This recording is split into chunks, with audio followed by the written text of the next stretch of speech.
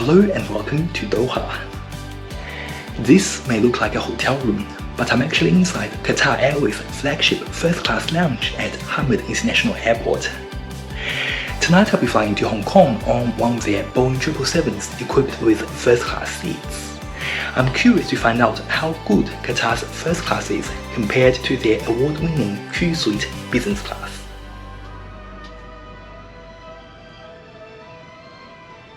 I arrived in Doha 6 hours ago after flying in their Q-Suite from Cairo. I had a fantastic time.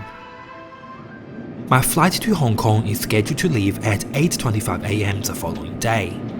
Since I'm traveling in first class, I decided to stay at the airport and relax in the lounge. Ladies and gentlemen, welcome to Doha, the state of Qatar, your gateway to the world. Doha's Hamad International Airport is constantly ranked as the best airport in the world. It is incredibly clean, and the single terminal design makes it easy to navigate. The terminal resembles the shape of Hong Kong International Airport, with shops and lounges divided into north and south sections.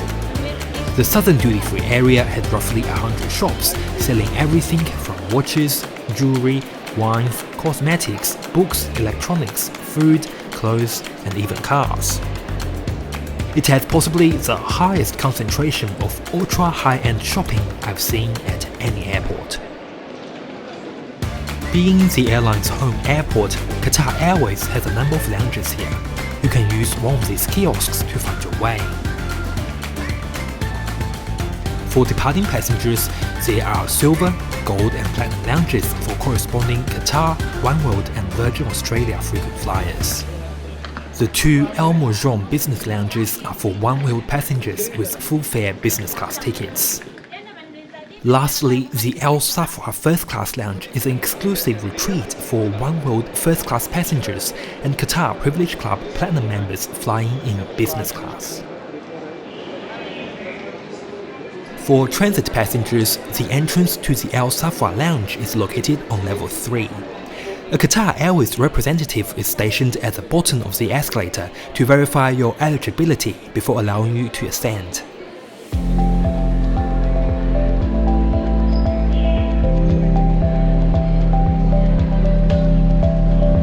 El Safwa translates to elite in Arabic.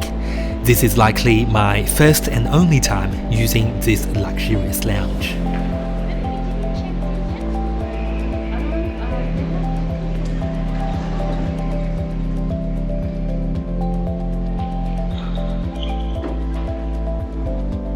As you enter, you may feel as if you are inside a museum.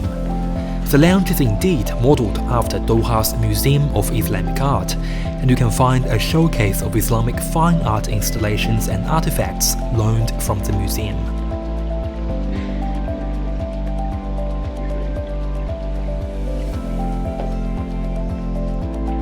The centre of the lounge is a crossroads leading to different facilities. From here, you can appreciate the lounge's unimaginably high ceilings, elegant sandstone walls, and simple minimalistic layout.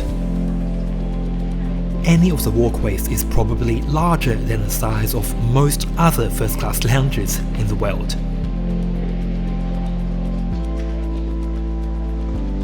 The facilities include a state-of-the-art business center, spa, nap rooms, duty-free shops, parents' room, prayer room, gaming room, and even a small cinema.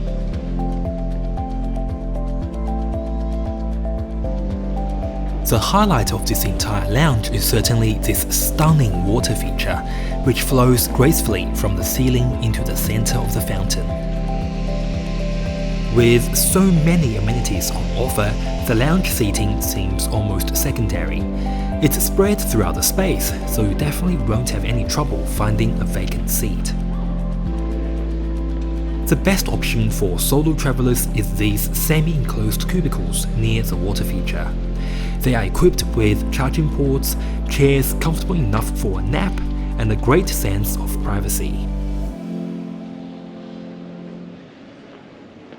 Behind this double door is an outdoor terrace, which I think is a great place for those who wish to have a loud conversation with their friends or make phone calls. The calm and tranquility of this lounge are a stark contrast to the bustling airport terminal below. It felt quite special to have the opportunity to visit this space. After briefly touring the lounge's layout, let's explore the food options. There are two types of dining. To the left of the service desk is a grab-and-go buffet area, where you can find salads, freshly made sushi, and other cold bites.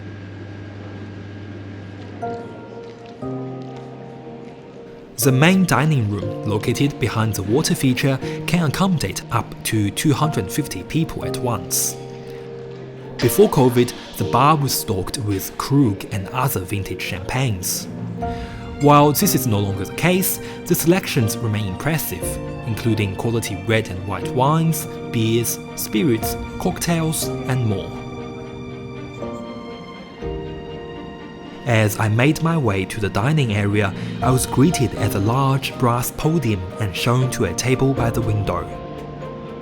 The menu can be accessed by scanning the QR code on your phone, and the staff will return to take your order.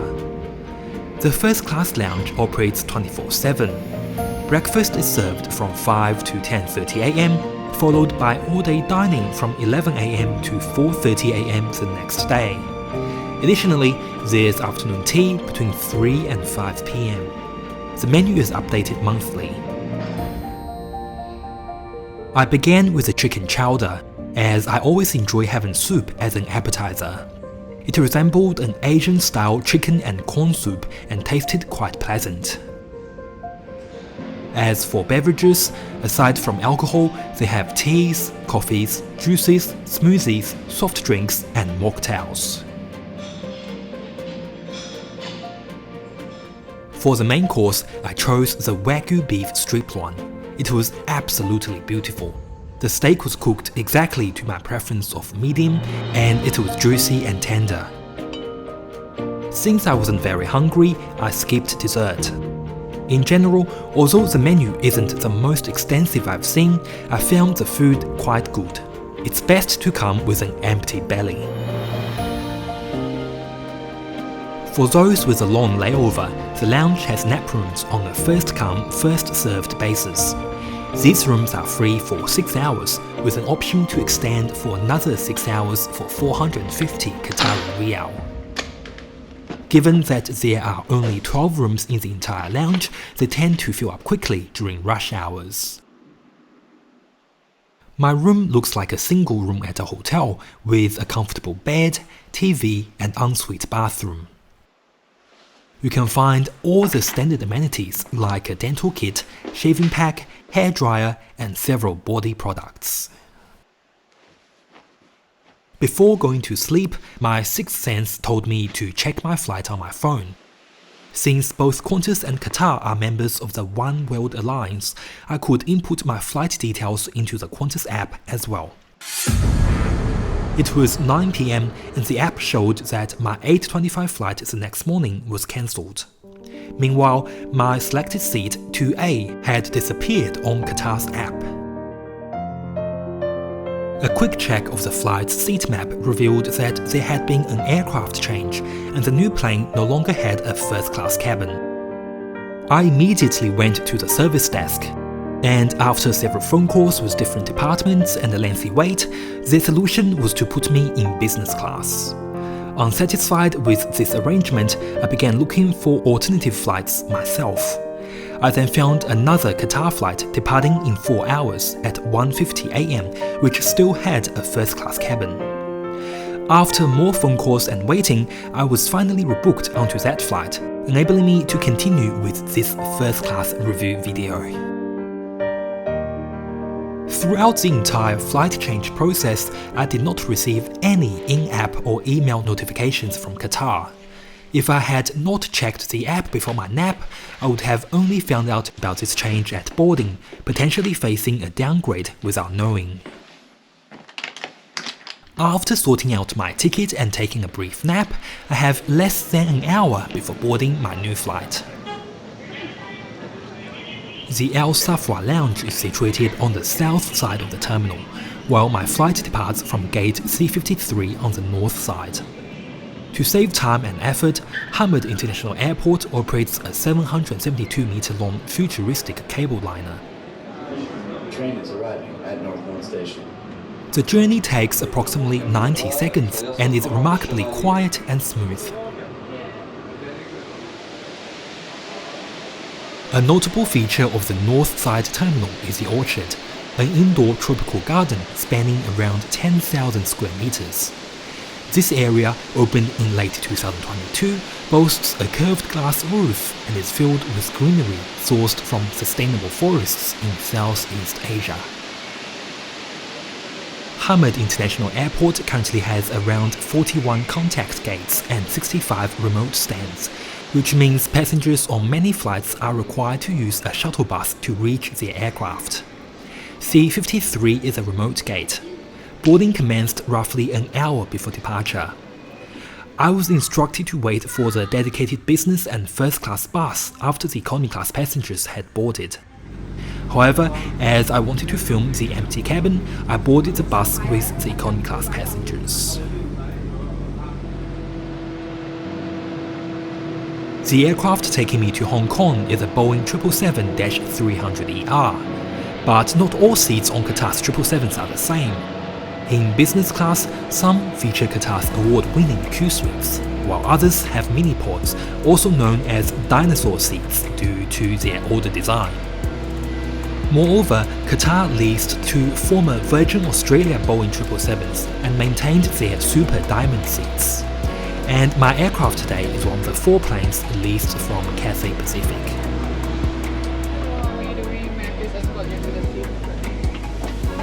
Qatar has retained Cathay's original interior.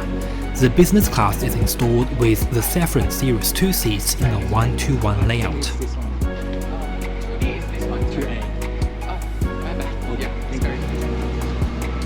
The first class section is at the front of the plane and consists of 6 seats spread across 2 rows in a 1-1-1 configuration. Cathay last refreshed them in 2014. It's evident that they have an older design. I chose seat 2A as it's the most private out of all 6. The seat has a width of 36 inches and is in fact still the widest first class seat in the world to this day.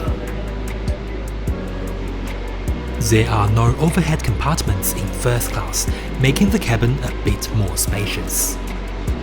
Instead, there's a closet to the side of the seat, large enough to store a full-size carry-on. For the customer who has just joined us, welcome on board Qatar Airways as a member of the One World Alliance. After you found your As soon as I settled in, I was offered a drink of my choice, a wet towel, a menu, and an amenity bag. Hello, I'd like to have Arabic coffee with dates. Thank you. Here's the thing, would you like to try an Arabic coffee? I'll get back to you by tell what you said. Pleasure is mine. Just sit back, relax, and enjoy the flight.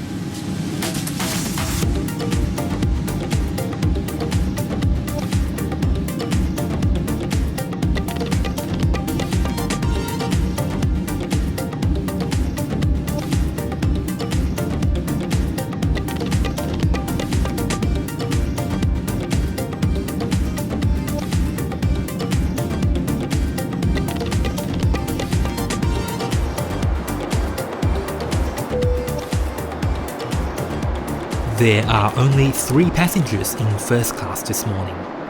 With the curtains behind me closed, it feels like I'm on a private jet. Not much has changed since Cathay Pacific last flew this aircraft, except for the seat upholstery and the entertainment system. You can push a button to slide the TV screen sideways so it can be directly in front of you. Each first-class seat occupies roughly the space of 4 windows, providing plenty of legroom. In fact, the Ottoman can double as a buddy seat, allowing you to dine face-to-face with your travel companion if you'd like.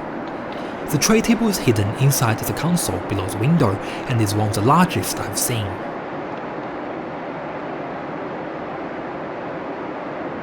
A USB-A charging port and a universal power plug are oddly positioned near the Ottoman.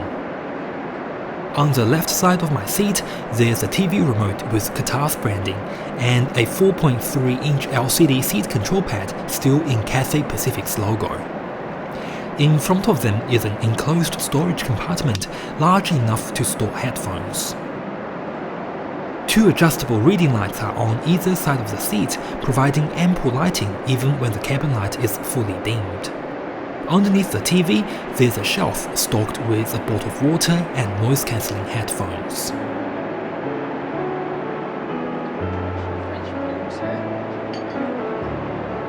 Shortly after takeoff, the crew served me some mixed nuts and I requested a glass of bubbly.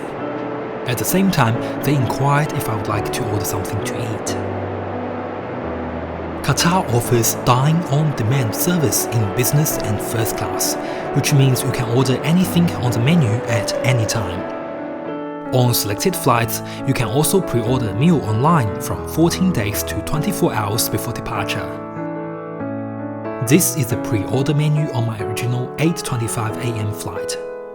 I have to say the selections are pretty underwhelming for first class, so I didn't bother to order anything. For this 8-hour flight, the crew recommended that I have a late night meal now and breakfast before arrival. I am really glad that I didn't pre-order anything, as the onboard menu features the signature Caviar Service. Wow! And I totally don't want to miss that. For drinks, the options are similar to those at the Al Safwa Lounge, but with less variety. Qatar prints its wine selections on a separate menu and only presents it to non-Muslim passengers. Once again, the Krug champagne is missing, but there is still a great range of higher-end alcoholic drinks.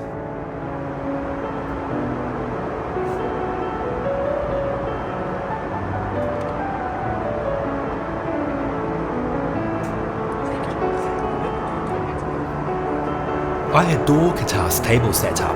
The fake candlelight makes it especially romantic. The caviar was served with traditional accompaniments. This was my first time trying caviar, so I apologize if I didn't eat it correctly.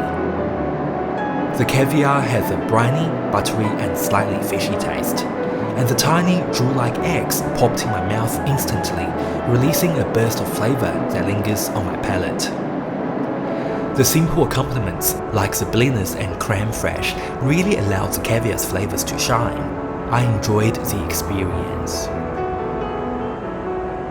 It's just 3 AM in Doha and we've only been in the air for 60 minutes, yet it's already sunrise.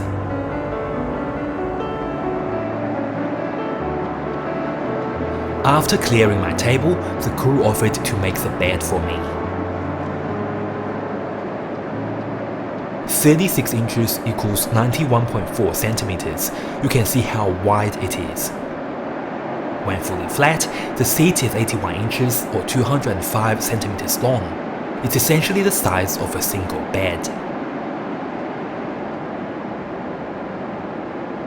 For a more restful sleep, Qatar provides pajamas and slippers. In 2022, they partnered with the French fragrance brand Diptyque to offer amenity kits to long-haul premium cabin passengers tailored for both male and female travelers. My super low-key male kit includes socks, earplugs, eye shades, lip balm, body lotion, face cream, and even a fragrance. There are 2 lavatories for the 6 first-class passengers, both situated at the front of the cabin. They are spacious inside and are stocked with dental kits, shaving kits, mouthwash and some deep-tick products. I also changed into the pajamas provided. They felt soft and premium. Now that I am all set, it's time for me to have some rest.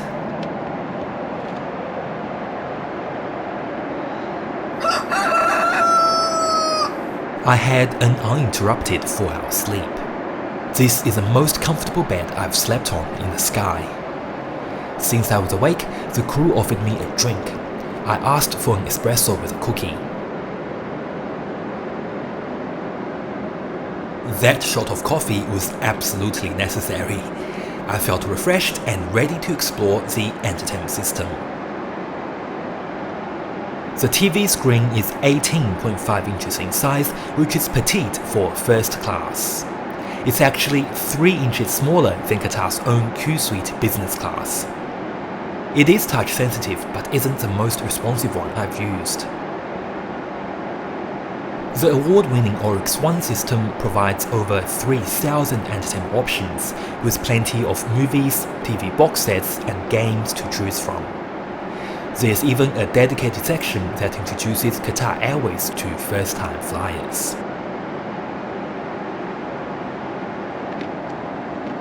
When lying down, the screen can be controlled using the handset. When you choose a movie to watch, it automatically plays on the main screen.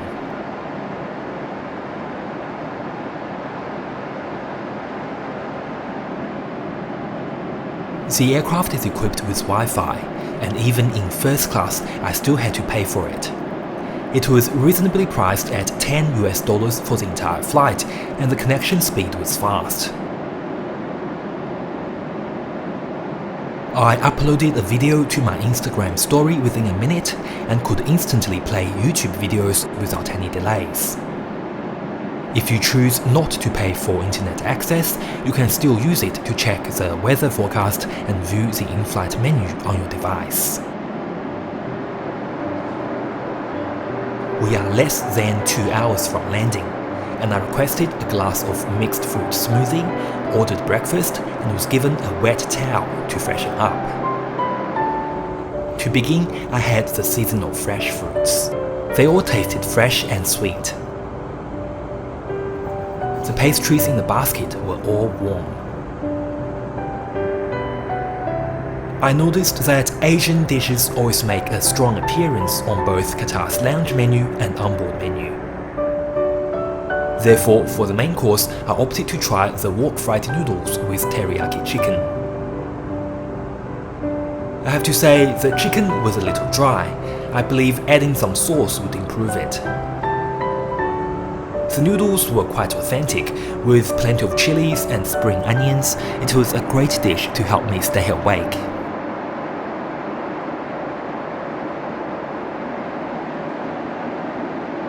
After changing back into my day clothes in the lavatory, I found that the crew had already cleaned up my table, tidied my seat, and provided another wet towel and some mints.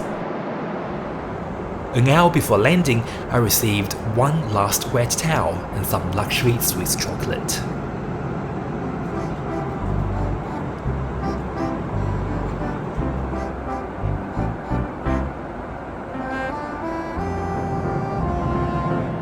In summary, the flight was excellent.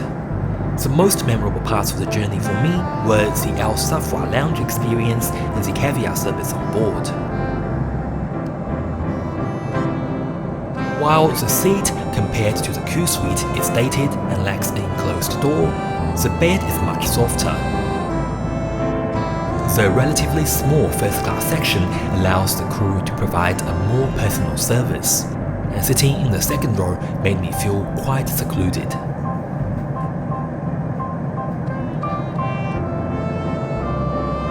I found Cairo to be a great departure point for those searching for affordable business class flights.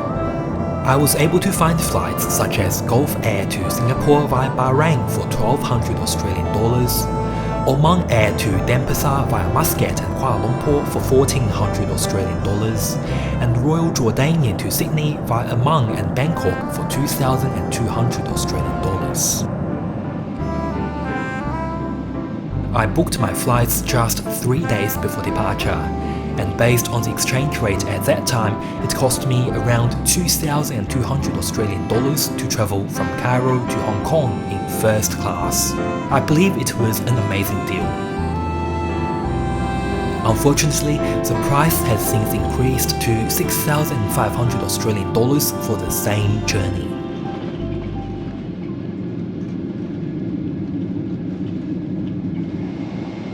Welcome to Hong Kong. The local time here is 3:13 p.m. Thank you for choosing to fly with Qatar Airways and the One World Alliance. It's been a pleasure taking care of you today. Qatar Airways, going places together. Thank you so much for watching. If you found this video interesting, please hit the like button and subscribe to my channel for more flight and train reviews. See you all in my next video.